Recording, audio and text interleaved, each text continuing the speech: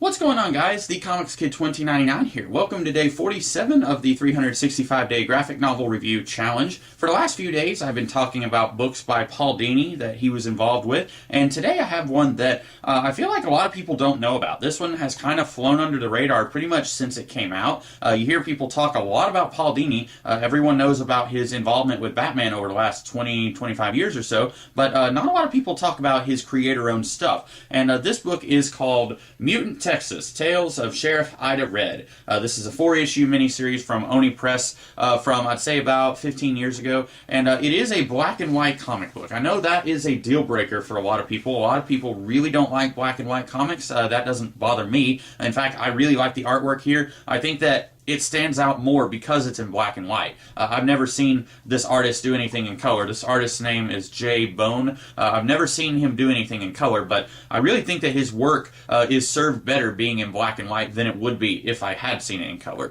But like I said, 4-issue miniseries, and basically the premise of this is you've got this small town in Texas that about 50 years ago, a meteorite struck a nuclear power plant, and it basically turned everyone in the town into a weird creature of some kind. There's a talking armadillo here. There's a family of talking coyotes. There's a bear who's kind of the wise mystic woman, and they kind of play up that trope for comedy a little bit here. And then you've got other people like the mayor's wife. She's like a talking mushroom cloud.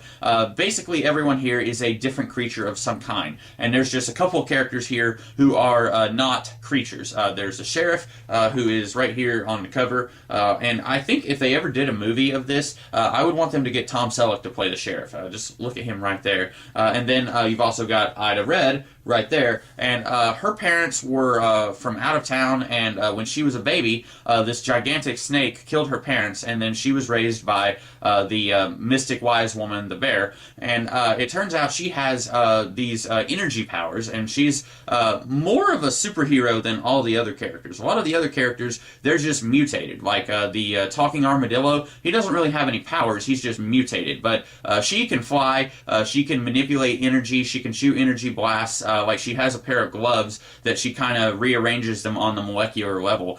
So she can do a lot of weird and crazy stuff. And basically, Ida Red finds herself at the center of a big conspiracy theory, and she has to kind of figure out what's going on. And slight spoilers, maybe I've already spoiled this too much by showing you the cover, but I am going to spoil things a little bit, but this is the origin of how Ida Red becomes the sheriff of Mutant, Texas. And I do wish that since when this story first starts, she's not the sheriff, I wish they had changed the name of the book a little bit. I wish they could have just called it Mutant, Texas, Tales of Ida Red. They didn't have to call it Tales of Sheriff Ida Red. I think if they just called it Tales of Ida Red, the reveal that she eventually becomes the sheriff, I think that that would have been more of a reveal. It would have worked a little bit better if they had just changed the title of this book. Also, much like Madame Mirage, I'm a little disappointed and confused that this didn't get sequels, because I really like this book. I think that it works very well as an all-ages adventure story.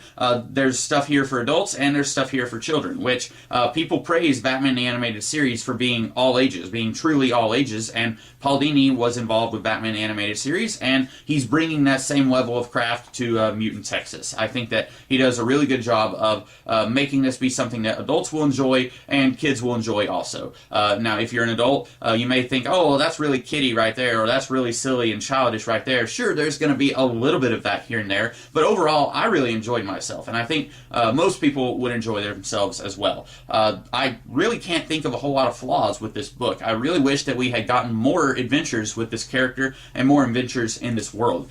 This is something that I would have loved to have seen a lot more of. But those are my brief thoughts on Mutant Texas, Tales of Sheriff Ida Red. I hope that you guys liked this video, and I hope that I was able to convince you guys to check this book out, because so many people on the internet talk about how much they love Paul Dini's work on Batman, but then I hardly ever hear anyone talk about the stuff that he did outside of Batman, and I think that that stuff is worthwhile and worth talking about also. So that's my thoughts on this book. If you guys liked this video, be sure to like, share, comment, and subscribe, and I will be back tomorrow with a different kind of video. In the meantime, you guys have a great rest of your day. Catch you later.